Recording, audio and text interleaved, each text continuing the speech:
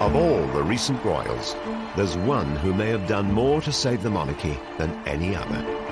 Queen Mary, wife of King George V and grandmother of our current Queen. Today she may have been largely forgotten, but her influence on Britain has been huge. There's no doubt she helped save the monarchy. Our country today would not have been the same without her. From unpromising beginnings. The whole experience of her childhood was about being embarrassed by her mother. She rose to become the power behind the throne, helping to steer the country through 2 world wars, the Great Depression of the 1920s and 30s, and the abdication crisis, which threatened to bring down the monarchy. I have found it impossible to carry the heavy burden of responsibility. What Mary felt was, okay, if that's what my son wants and he wants to marry Wallis Simpson, he can, but she's not going to get the title, Royal Highness. But how did this paragon of conservatism become an unlikely modernizer? And along with her husband, help redefine the role of royalty. They played a role really on the world stage, which made a huge impact on the idea of the monarchy as a global brand. How was she able to become the first royal to reach out to the working classes? Mr. Howes is an unemployed miner, and he and his family have the pleasure and honour of showing Queen Mary over their house. It wasn't any longer enough to just do away. And she and George V were the first of the royals to interact with the general public. And why was she such a huge influence on our current monarch? Mary exuded that duty, exuded that steadfastness, exuded that uniting a nation. And that's exactly what Queen Elizabeth has done throughout her reign. This is the truly remarkable story of a queen who not only reshaped royalty, but had a profound effect on the whole country. The truth is, Mary's influence is still around today. We would be a very different world, I think, if she had not been around and married her king.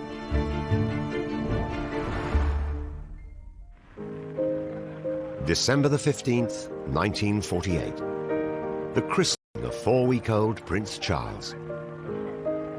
Sat resplendent next to the Queen, her grandmother, Queen Mary, matriarch of the Windsor clan and a living link between the Victorian era and our present monarch.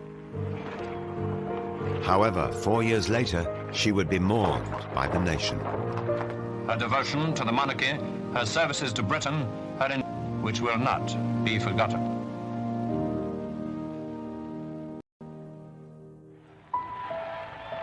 But who was the woman that helped steer the crown and the country through some of the most tumultuous times in our history?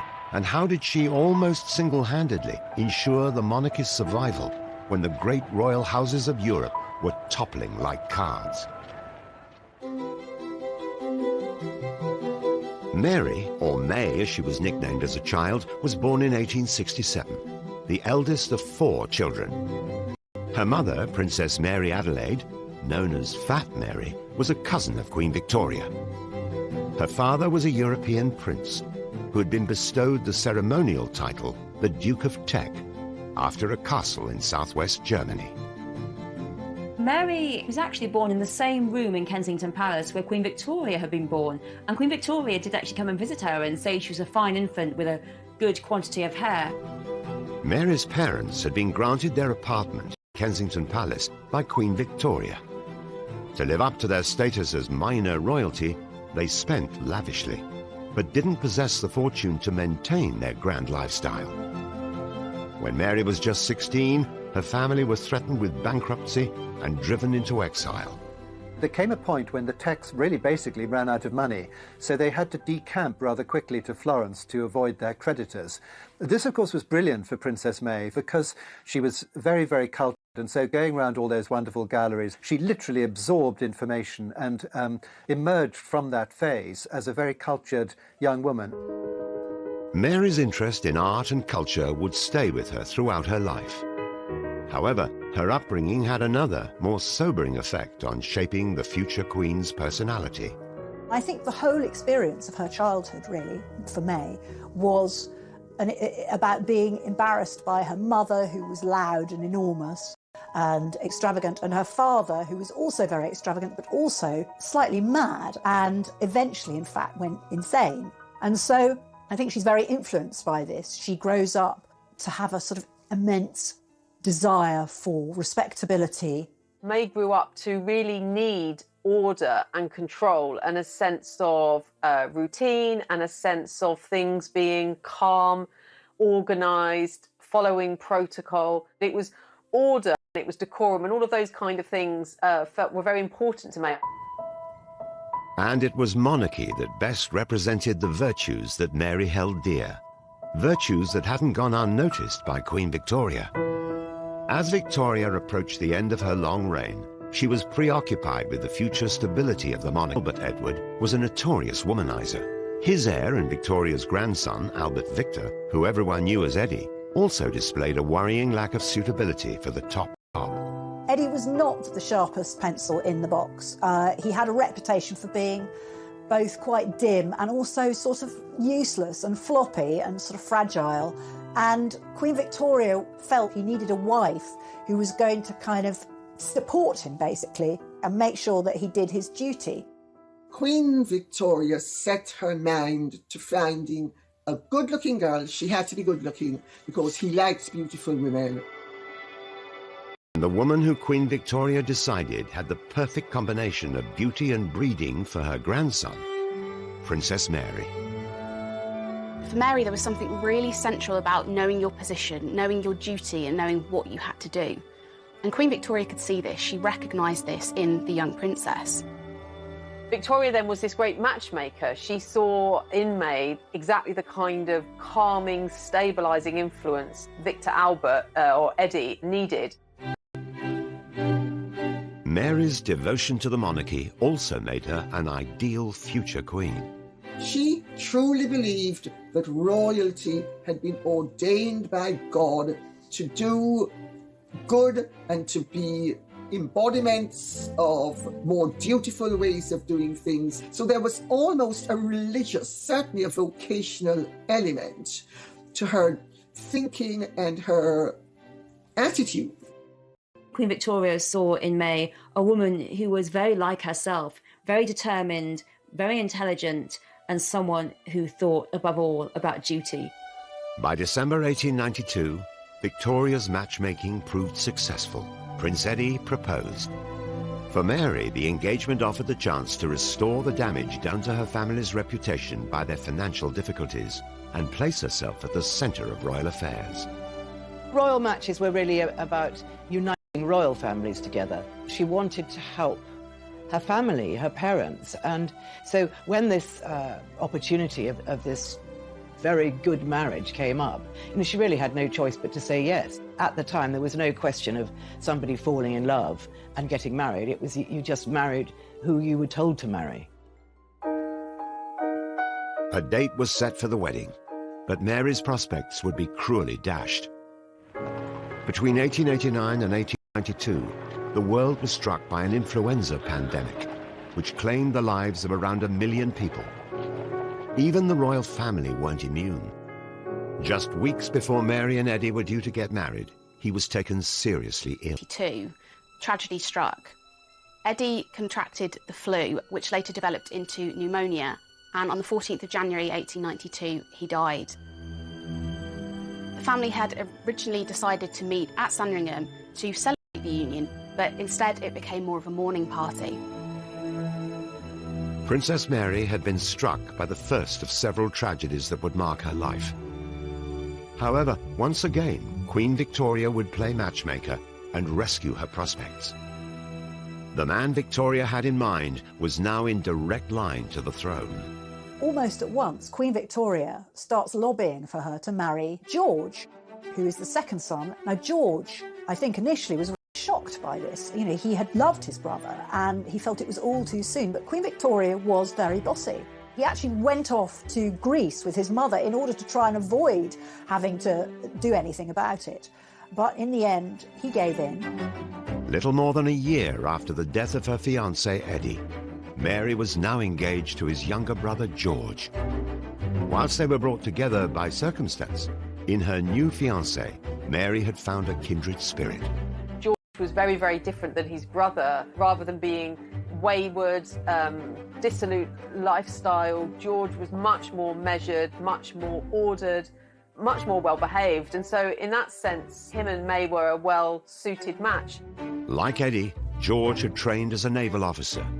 But unlike his elder brother, George adored the regimentation and formality of life in the armed services. George was very straight-laced and he liked to keep things simple. He understood his position as now second in line to the throne. And this was reflected in Mary.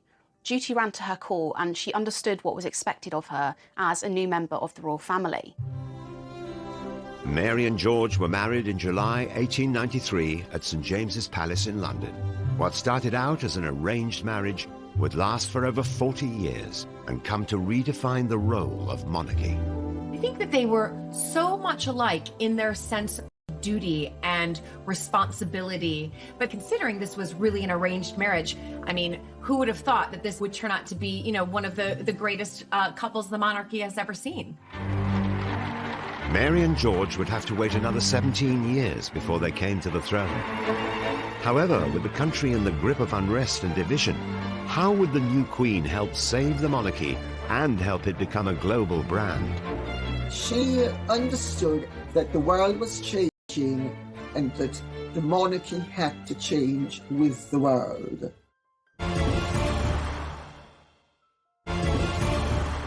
Tech, or Queen Mary as she would later become, was grandmother to our current queen, and the woman credited with helping to save the monarchy. The reverence for the crown she displayed as a young woman saw her being hand-picked by Queen Victoria to marry her grandson George, the future king. However, in the early years of their marriage, Mary's surroundings weren't as palatial as she'd hoped for. They lived in a modest cottage on the Sandringham estate, which was a wedding present. And this suited George very much. He liked shooting, he liked all kinds of country pursuits. All he did in those years was to shoot whatever bird happened to be in season at the time of the year. Now, I don't think Queen Mary was particularly interested in outdoor country sports, but she was a very dutiful wife, and so she accompanied him, you know, wherever he was. Mary would give birth to 6 children, including 2 future kings. But after the death of Queen Victoria in 1901, George was now next in line to the throne. That meant taking on more responsibilities. He and May soon demonstrated a more modern style of royalty. When Edward VII became king, this had a huge impact on the life and role of Mary, May and George.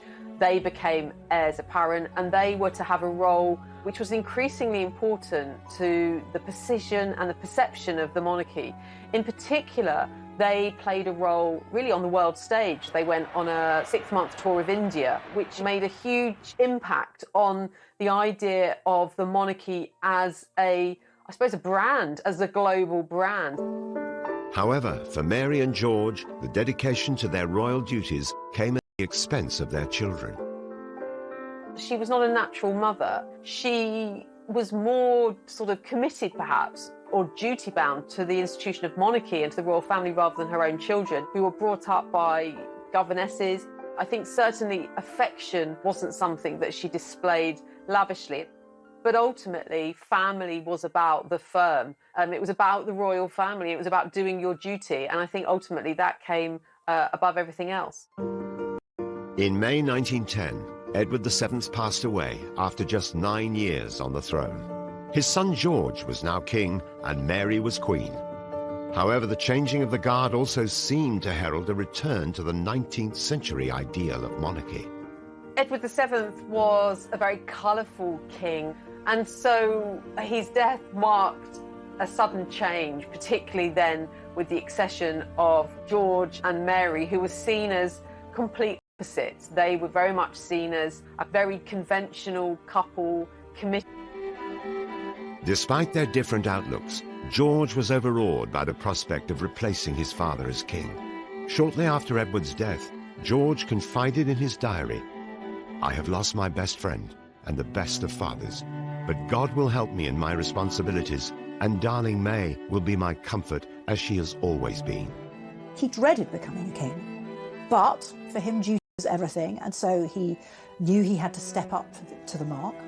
And for that, I think May was very, very important, because although they had this rather strange, stiff marriage, he knew that she would always support him, and she did. On the 22nd of June the following year, huge crowds lined the streets of Westminster to witness George's coronation, with Mary at his side. The coronation was an amazingly well-choreographed traditional ceremony. And for somebody like May, she had a great interest and understanding of the historical significance of the coronation and the whole history of monarchy. And for her, she feels her life has changed by this completely. But despite the joyous scenes of the coronation day, the future of the monarchy itself was far from assured. The rise of democracy meant the old order was under threat. Many of the crowned heads of Europe, often related to the British royal family, would soon be swept away by the Great War. Back at home, the country was in political turmoil. George came to the throne at a quite inauspicious time. There was a growing sense that the Constitution needed reform, that the House of Lords needed to be reformed. Sensitive to public opinion, soon after George came to the throne, he was asked by the Liberal government of the day to assert the supremacy of the Commons over the House of Lords. King George V's actions were visibly saying to the people, the royal family is here for all the people. It's not here for the aristocracy. George and Mary not only had to cement their popularity at home, they were also faced with the task of holding together the British Empire, which counted around a quarter of the world's population as its subjects. Nationalist movements all over the empire were agitating for independence, nowhere more so than India. To strengthen the monarchy's hold, in 1911 the royal couple returned there to be anointed Emperor and Empress. During the lavish ceremony in Delhi, practically the entire Indian nobility swore their allegiance to the crown. They were the only Emperor and Empress of India to actually go there as British monarchs. So it was really an important way of trying to and those countries around the world. The visit to India proved a welcome diversion from the problems that were mounting for the new king and queen back at home. The country was racked by social division, and the suffragette movement was fighting for women to be given the vote. During the Epsom Derby of 1913, as Mary and George looked on, one protester, Emily Wilding Davison, ran onto the track and was hit by the king's horse. Tragically, she died 4 days later from her injuries. This brought home very, very acutely the threat of social reform to the monarchy, but also made it personal. The country was also beset by strikes, as the working classes became increasingly unhappy with their lot. Despite Mary's Victorian outlook, she and George realized the social changes underway threatened the stability of the monarchy. They were determined to avoid the fate that would befall their European cousins.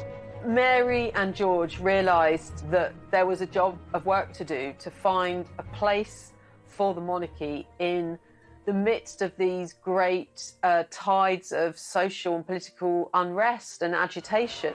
They were instinctively conservative, but they knew that they needed to be amongst the people, aligning themselves with the social strife, the troubles, the life really of many of the factory workers who were looking for an improvement in their conditions. The couple embarked on a series of visits to working class communities in some of the poorest parts of the country. There are really quite serious strikes, railway strikes, miners' strikes, which seem to sort of threaten to paralyse the economy. And George V and Queen Mary really believe that the Crown has a part to play in kind of making contact, reaching out to the working classes and to the industrial areas. So for the first time, the King and the Queen may always insist on accompanying him to these visits. As someone who believed that the role of the monarchy was to set an example to the working classes, Mary was an unlikely modernizer. She understood, as did King George V, that the world was changing and that the monarchy had to change with the world. It wasn't any longer enough to just do a wave. And she and George V were the first of the royals to interact on a consistent basis, not only with their courtiers and fellow royals, but with the general public. Queen Mary's first call is at the Gulf Unemployment. Years later, Queen Mary would demonstrate her common touch when she undertook a tour of the mining villages of South Wales. Queen Mary insisted that she go to a miner's cottage. So what happened was she went to the miner's cottage, visited the miner, and perched on his kitchen stool and drank a cup of tea. He and his family have the pleasure and honour of showing Queen Mary over their house, including even the scullery. What she felt very strongly was that if she was seen as being very friendly with the working classes, chatting with a miner in his kitchen, drinking a cup of tea, the Queen herself, that it would strengthen the monarchy. Mary would display a surprising affinity with the working classes throughout her life. But just 4 years into her and George's reign, war was looming. Mary's example during the conflict would help unite the country and preserve the institution to which she devoted her life. She, without question, helped save the monarchy when so many royal families around Europe no longer existed.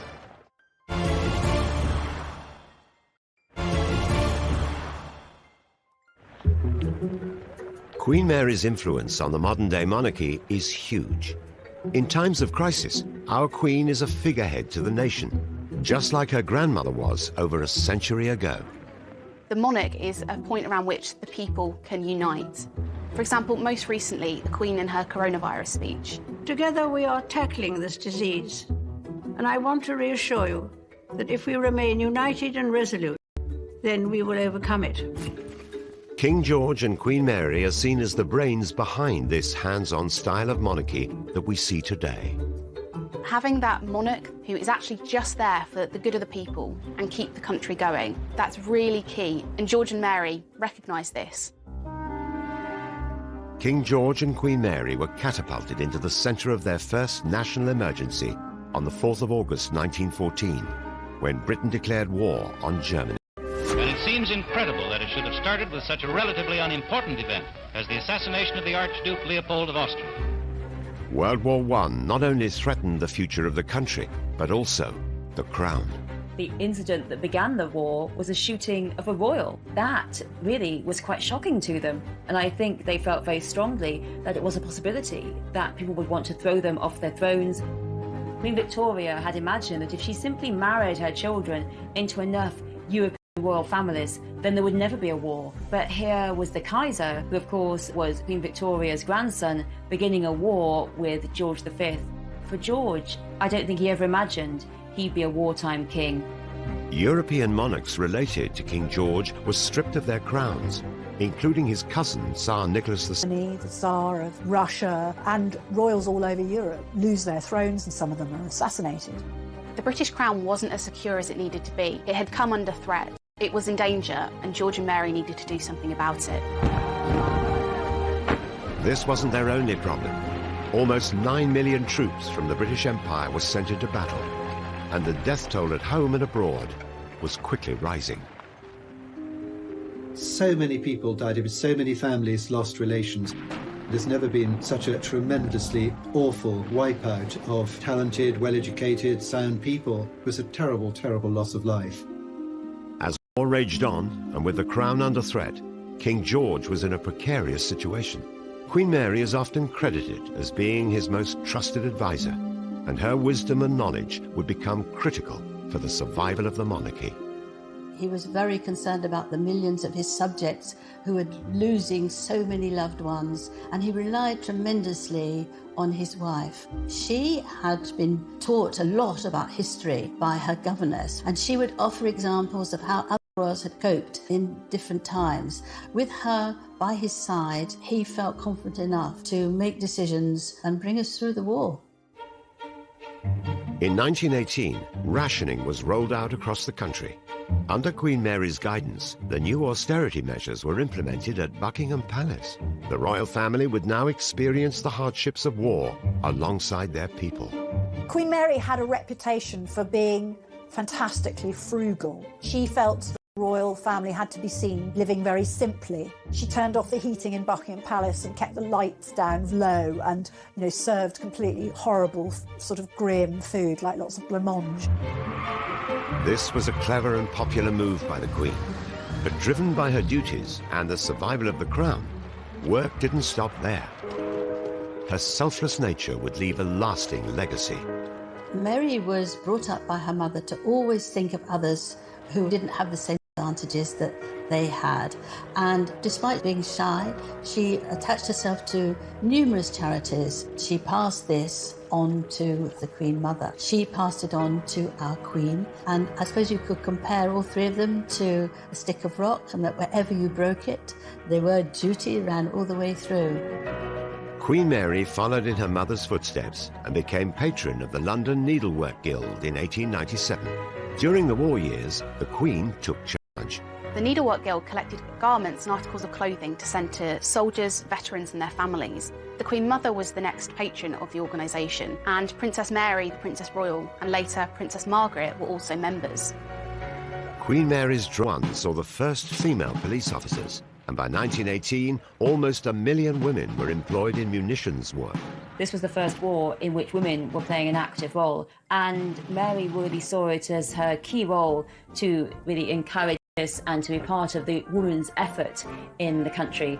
She set up a fund which was for unemployed women because their menfolk were off fighting in the war or sadly killed, and so they would organise areas where they could actually develop careers and do things and get paid for them that had never happened before. Queen Mary became a beacon of hope, especially to those affected by the tragedies of war. As she visited the wounded, the press and public were won over by her tender ways, qualities which are seen today in her granddaughter, the Queen. This was very difficult for her because she was shy, reticent, and didn't have small talk. Nonetheless, she felt it was her duty. What happened in one hospital was the head came down to her and said, "Oh, Your Majesty, would you really kindly spend some time with a sailor? Most of his face has been burnt off and he feels very, very low." She sat very close by him, talked to him for a long while, and he seemed to be calm.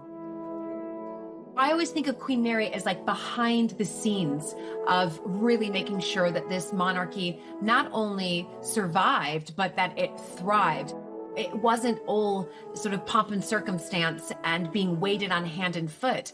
She was able to go out there and see what, in a sense, normal life was like, and then bring that into the monarchy. Queen Mary made an impressive impact alone, but when she was with the king, the strength of the crown really started to soar. I think it was very clear to her that they couldn't be like Victoria with Victoria's wars, be in the palace, far away from it, that because people were dying on the Western Front, women and men, that it was vital that the monarchy played a role for morale, but also to strengthen the monarchy itself. On the streets of war-torn Britain, they started to shape a new relationship with the public. They walked the walk. They were very much sort of in and amongst Londoners, showing solidarity and in that sense bolstering the national mood and national unity. They mixed with more people, and effectively they began what we now know as a royal walkabout. With crowns across Europe falling left, right and centre, they knew that actually these changes need to be permanent to ensure the British crown did not befall the same fate. I think that was really the start of where we see the monarchy and the royal family today. Looking back at how well received Queen Mary and King George were at that time for charities, you can say the same thing for Queen Elizabeth II and Prince Philip. With thousands of troops losing their lives, anti-German feeling was rife, and the royal family's background was soon brought into question. As war weariness set in, there were some very, very outspokenly nationalistic newspapers who intimated that actually the British royal family was too German and that actually it secretly had sympathy with its German relatives. When the royal family were at Windsor Castle, there were many reports given to the police that they were shining out lights from Windsor Castle to German U-boats to come and invade. Actually, when the police investigated, it was the lights of the local vicar going home, his car lights. The king had to take action. In 1917, he changed the royal family name from the German dynasty of Saxe-Coburg-Gotha to Windsor after the much-loved castle. That rename was a huge statement of Englishness, that George and Mary knew that the survival of the monarchy, they had to really cut ties with that German background. And it was that revolutionary act carried out by George, supported by Mary, which saw this rebrand of the monarchy. For Mary, of course, her parents had both deep German roots, and it might have been a little bit painful for her to reject her heritage. However, she would have done this gladly because she was willing to do almost anything to ensure the survival of the crown. It was the end of an era for the royal family. They had steadied the crown, and the House of Windsor was officially born. By 1918, millions of soldiers had lost their lives. But at 11 a.m. on the 11th of November, the war finally came to an end. When this lousy war is over, A day that would become known as Armistice Day. soldiering for me. There is in London a sort of mad rush of people to Buckingham Palace, and the King and the Queen are called out again and again onto the balcony. During a war or anything tragic, you want to be able to look at something within your own country that is steadfast, that is continuity, that is strong. And that, during that period, was Queen Mary and King George. The British royal family had retained the support of the nation, and unlike some of their European cousins, avoided the downfall of the crown. There were people in British politics who rather hoped they might be able to get rid of the monarchy after World War I, but they were disappointed. From a position in 1914 when the monarchy looked to be very much on the ropes, through the actions of Mary and George in the war, it left the monarchy after the war stronger, perhaps, than it had ever been. Secured the British monarchy for the future. George and Mary had modernised it, they'd made a new dynasty, and they'd saved the British crown. Queen Mary's devotion to duty through the Great War had helped save the monarchy for now, although it wasn't long before her strength and support would prove critical to the crown once again. The country was bankrupt, the country was in a terrible mess, there was massive unemployment. They had a very sticky situation on their hands, and I think that George V was worried there might be a revolution.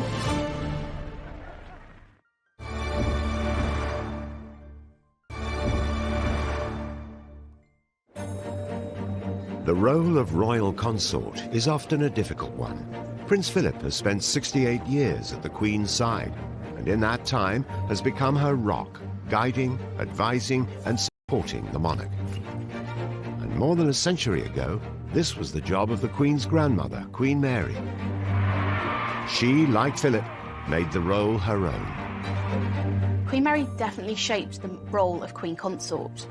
There were more royal visits, she helped him write his speeches. I have much pleasure in declaring the dock open for youth. And of course, she used her bookish ways as one of the cleverest members of the royal family we've possibly ever had to actually influence her husband and the way he dealt with politics. She was very quietly the power behind the throne, probably in a very similar way that the Queen Mother supported George VI. With Mary as his committed consort, King George had emerged more popular than ever from the Great War. However, the celebrations were short-lived. Just a few months later, their youngest son, John, who had epilepsy, passed away. She writes in her diary that she's very sorry and that it's incredibly sad, but she never refers to him again. I think that she felt very deeply that it was her job to remain strong, both in public, but also for her husband and for the family and for the crown. Along with their personal problems, post-war Britain presented the House of Windsor with a new set of worries throughout the later years of the King's reign. £600 million has been spent in unemployment pay. The country was bankrupt, in a terrible mess, there was massive unemployment. They had a very sticky situation on their hands, and I think that George V was worried there might be a revolution. The world really shifted, and George and Mary were aware of that, and they had to shift with it. It's under King George and Queen Mary that the working classes demand for more representation, that women get the vote, and that everything becomes a more egalitarian society. And coincide over this period of huge social change. King George and Queen Mary were seen by many, including their family, as unlikely modernizers. But to keep themselves relevant and revered by the public, they began to embrace the changing face of Britain. They were conservative with a small c, so much so that their son David said that they were waging a private war with the 20th century. Although they didn't like change, they understood that it had to be done. One of the biggest changes was in 1924, when James Ramsay MacDonald became the first Labour Prime Minister. The King makes this very strong attempt to befriend the Labour Prime Minister, and the Queen, too, plays an important part in trying to invite the Labour wives to court and make them feel at home. This is politically really important. With this huge political and social change happening around them, it was the British public who really needed convincing by the Crown. George and Mary really go out to try and win over the British public, be seen to be visiting all sorts of different parts of Britain. They were seen at industries fairs, visiting charities, visiting hospitals, travelling quite a lot through England, and being seen much more widely.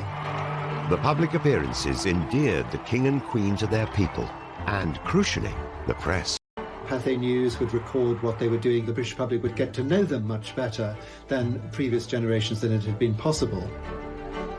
Queen Mary understood the value of publicity.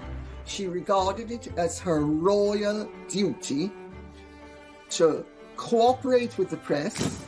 She would always stop and let a photographer get his photograph.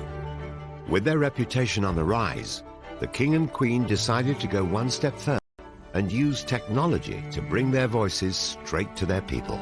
If monarchy was to survive, it had to reach the working classes, and the working classes had to back it up. This is what George V and Queen Mary understood in a way that many other monarchs did not understand, hence why many of them ceased to exist.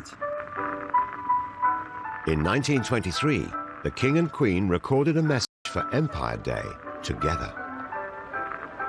On this day, my people in all parts of the world join to celebrate their unity and to draw closer the common ties which hold them together. Think always of what you can do to make your homes happy. The spirit of the good home is one of the best things in the world. The emergence of a more modern life, but as the King's health deteriorated, he looked to the Queen to take on a more prominent role. In 1928 particularly, he suffered from a really bad episode with his lungs. Queen Mary sat by his bedside, helped nurse him through the worst of it, and she was actually recognised by one of the King's doctors. When he was asked who had saved the King's life, he quite simply replied, the Queen. He really did suffer from periods of great exhaustion, and in some sense the energy of the monarchy, as had been so visible during the early years of the reign, really now was focused on Mary. Throughout the 1930s, Queen Mary increasingly took centre stage. Keeping up the popularity of the Crown was vital for its survival. I am happy to name this ship the Queen Mary. Queen Mary's unwavering commitment to the Crown and support to her husband didn't go unnoticed. In 1930, he opened up to his wife in a touching and personal letter. I can never sufficiently express my deep gratitude to you, darling May, for the way you have stood by me. This is not sentimental rubbish, but what I really feel. They were an extremely devoted couple. They could have been Mr. and Mrs. George Windsor in Surbiton. They were so down to earth in terms of their personal relationship. In 1932, the palace was contacted by the BBC with an innovative idea. They asked if the King would be willing to record a Christmas message to the nation. Now, he'd already been approached a decade earlier, but the King had declined, not thinking it was such a good idea. But fast forward 10 years, and it seems that Queen Mary might have whispered in George's ear, recognising that actually a radio message could be a really good way of getting the people to hear them. They set up a recording studio at Sandringham, and they had the King's favourite wicker chair there. He sat down rather too hard and went through the seat of the chair. So that was hastily put together again. And he addressed his people. Through one of the marvels of modern science, I am enabled this Christmas Day to speak to all my peoples throughout the empire. And it was a massive, massive success. And it was then carried on by George VI and, of course, the Queen today. By the King's Silver Jubilee in 1935, the popularity of the crown had reached an all-time high. A golden day for the Silver Jubilee. King George and Queen Mary had triumphed through adversity and become an inspiration to the people of gratitude to them, of support, very different from Edward VII, but crucially had given Britain what it needed at that time. Steadfast duty, loyalty, a sense of service, and it was that would become, I think, one of their greatest legacies. There are rather nice stories of Queen Mary in floods of tears. For her was something very unusual because she was so moved by the reception that she and the King had received. However, behind the scenes, there was a worry. The King's health was in decline, and on the 20th of January 1936, things took a turn for the worse. He was at Sandringham, his favourite place in the whole world. He was getting weaker and weaker, and eventually he died at 11:55. And they've always said that he was given a lethal injection by his doctor of morphine and cocaine so that he could die just before midnight, so that it could be in the first edition of the London Times, which was his favourite newspaper.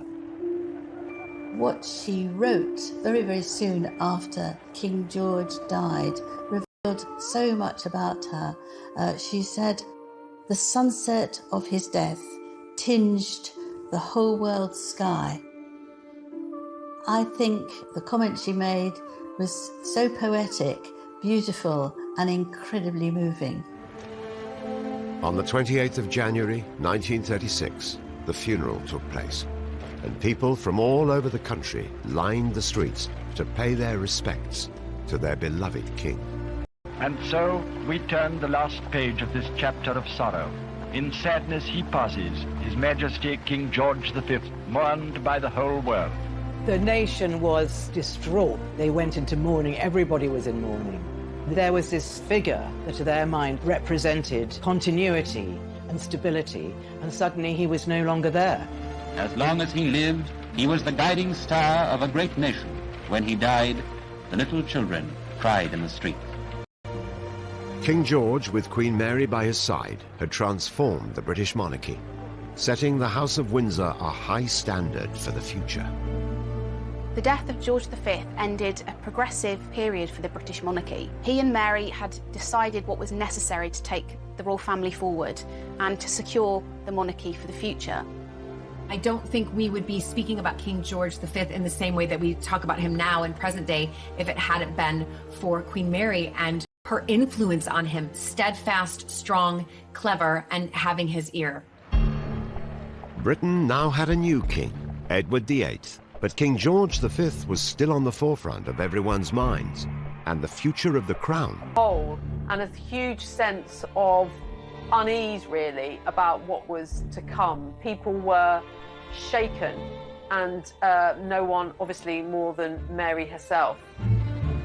Even in her grief, Queen Mary continued shaping the British monarchy, and her commitment to the crown remained as strong as ever.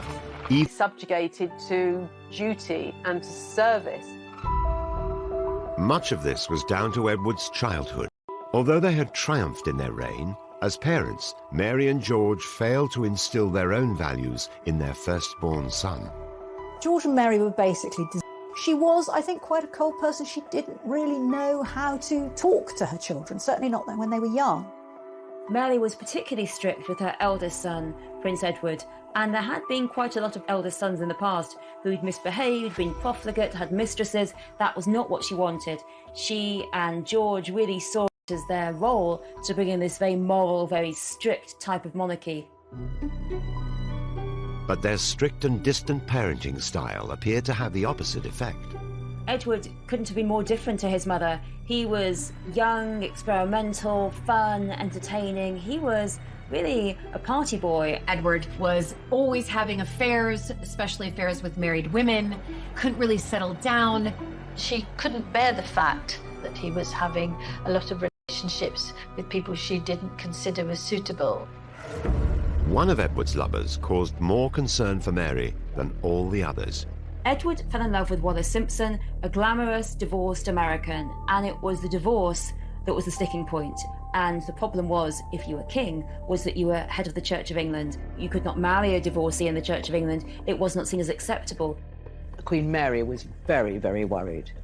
I mean, she didn't think for one moment that he was going to try and marry Wallis, but she didn't like the influence that Wallis had over her son, who she knew was perhaps quite weak. And here was this very strong American lady that seemed to have bewitched him. But before being crowned king, what Mary didn't realize was that Edward had already decided he wanted to marry Wallis. One time he thought he could have a morganatic marriage, so he could be king and be married to Wallis Simpson, but she wouldn't be queen. That wasn't acceptable to Edward. He wanted to marry her absolutely all out. He wanted Wallis to be Queen Wallis. And also the morganatic wife was not acceptable to some parts of the empire as well. And he's told very clearly that you either don't marry her or you abdicate. Edward was forced into a corner. When it was looking likely that he would abdicate, Queen Mary stepped in. The dutiful Dowager Queen was not prepared to allow the personal life of her son to affect the reputation of the crown. When Queen Mary realised that he really was going to give everything up for Wallis Simpson, she summoned him to Marlborough House, where she was living, and said, "You've got to reconsider. You cannot do this." She just couldn't believe that he could do it. To be placed in the position of having to choose between love and a throne is one of life's most tragic dilemmas, even if the dilemma is of the king's own making.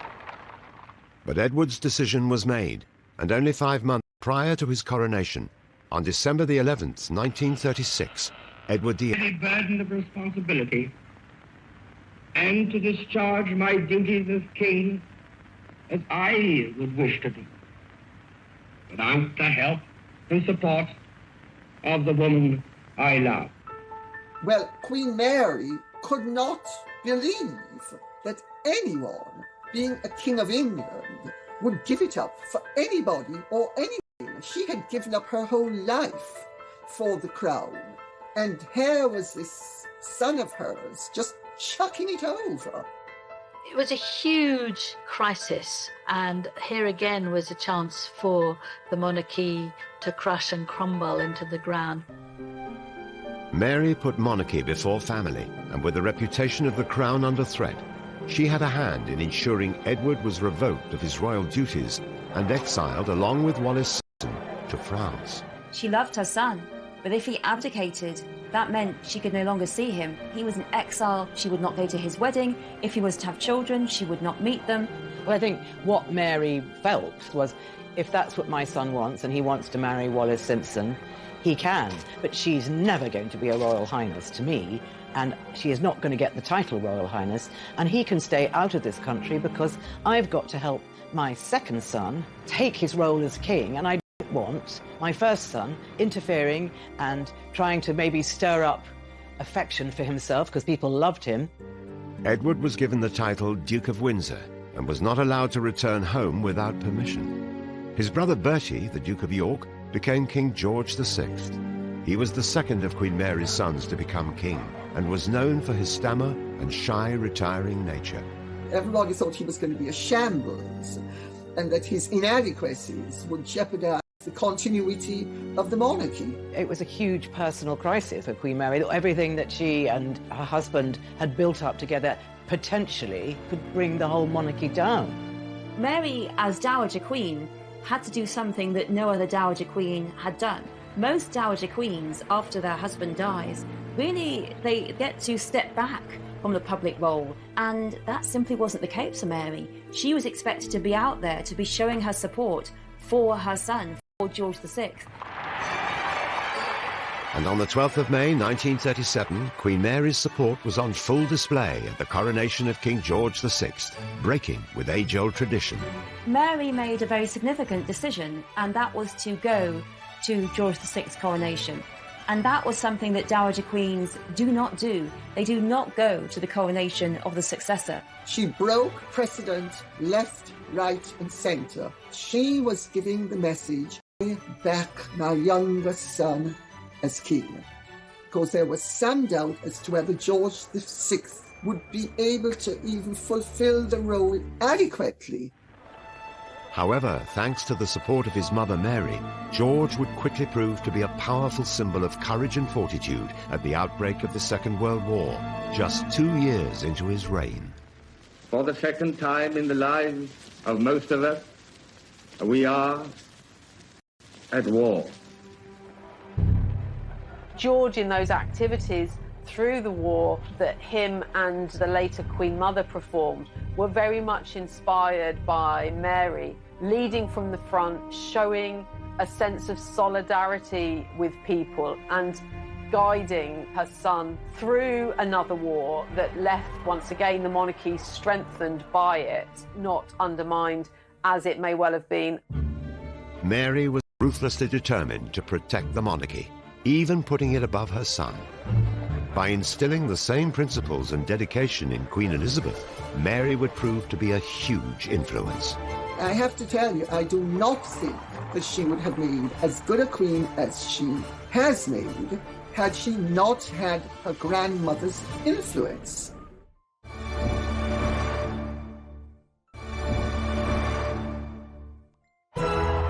Queen Mary weathered many storms in her time as consort to George V. Public scrutiny, war and political change all threatened the monarchy. But despite the chaos of the world, her sense of duty to the crown was something she was keen to pass on to future royal generations. Mary was very aware that Elizabeth would be queen one day, that she was next in line to the throne. Queen Mary, I think, had a real sense of responsibility in instilling in the young Elizabeth the kind of values which she knew would ultimately be needed if the monarchy was to endure. Mary felt very strongly that Elizabeth should be having more education in history, in geography, learning about her country, and she took it upon herself to take Elizabeth and Margaret out on outings to galleries and to really try and show them around, because Princess Elizabeth's parents were a little bit distrustful of education. Mary also felt that as future queen, Elizabeth's education should include etiquette. The first thing she taught young Princess Elizabeth was to sit up straight and to stand straight, not to fidget. And she made sure that the pockets of the princess's coats were sewn up so she couldn't put her hands in her pockets. And she also taught them the royal wave with a handkerchief. And Elizabeth said to Margaret, handkerchiefs are for waving, not for blowing your nose off. The same royal qualities which she in her time had exemplified. Here is a charming picture, the older generation and a sovereign of the future. But above all, Mary wanted to instill in her what it meant to be royal, as depicted in this stirring scene from Netflix's The Crown. Monarchy is God's sacred mission to grace and dignify the earth, to give ordinary people an ideal to strive towards, an example of nobility and duty to raise them in their wretched lives.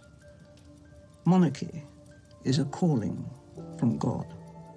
This wasn't a job to her, and she felt that she had been chosen to do this, and she instilled that in the young Princess Elizabeth, that duty was all important and self was not important. It was duty, and you were a special person. You'd been picked out to do this, and you had to do it for the best of your ability all your life. And it would not be long before the young Elizabeth would have to perform that duty, when in 1952, King George VI passed away at only 56 years old. The death of George VI in 1952 was a great shock to Queen Mary, but no one expected him to die so young. I think she was quite broken by the death of her son and also the end of his reign, into which she'd put so much effort. I do think that the death of George VI had a great effect on Queen Mary, and really you start to see a rapid decline in Queen Mary. Even though it was her beloved granddaughter who was on the throne, even though she'd been devoted to Elizabeth ever since she was a little girl. Sadly, soon after the death of King George VI, and only 10 weeks before Elizabeth's coronation, Mary passed away. Queen Mary has for so long been a familiar presence in Britain's way of life. Her standards have so greatly helped to build British ideals of conduct that it will be both strange and sad not to see her in the future taking her accustomed part in the life of the nation. I think it was a moment of great sadness, and so soon after the death of the king, she represented such an ideal of how people should comport themselves, and a sense of duty and a sense of dedication, of support for her husband, her son, her granddaughter. But even after the death of Queen Mary, her strong sense of duty remained. She understood the likelihood was that she might die before the coronation, and she gave instructions that should she die before it, that it was to proceed. Queen Mary understood that the role of royalty is to not only embody all the interests of all the people in your country, but to be self-abnegating. At only 27 years old, Queen Elizabeth II was crowned. The young Queen Elizabeth would have been very, very upset by the death of her grandmother, so that she could ask her advice. But what she did have, and what she did use and take on board and repeat, was her grandmother's sense of duty, her grandmother's resolve that it was a very important role she had. In her role as the new queen, it was evident she resembled the ideals and values of her grandmother. I have to tell you, I do not think that she... Mary, or May as she was nicknamed as a child, was born in 1867, the eldest of 4 children. Her mother, Princess Mary Adelaide, known as Fat Mary, was a cousin of Queen Victoria. Her father was a European prince who had been bestowed the ceremonial title the Duke of Teck after a castle in southwest Germany. Mary was actually born in the same room in Kensington Palace where Queen Victoria had been born, and Queen Victoria did actually come and visit her and say she was a fine infant with a good quantity of hair. Mary's parents had been granted their apartment in Kensington Palace by Queen Victoria. To live up to their status as minor royalty, they spent lavishly, but didn't possess the